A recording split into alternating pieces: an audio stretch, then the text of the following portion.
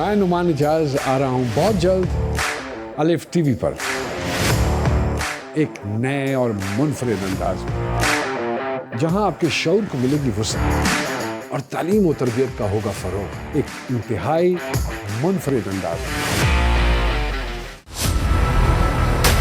अगर कोई मंजिल की तलाश की लगन रखता है ना, तो उसे हर चीज का इल्म होता है। ये किताबें और मुताला ही है जो हर इंसान की जिंदगी में नए और बेहतर असरात मुरतब करती है। कहानी है एक चरवाहे।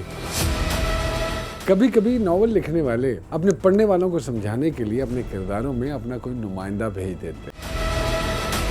भाई तुम जैसी नमक हराम का हमारे घर में कोई काम नहीं। आइए मिलकर तय करते हैं आगाही का ये सफर। चलते हैं बेहतर से बेहतरीन की तरफ। अलिफ, पाकिस्तान का पहला एंटरटेनमेंट चैनल।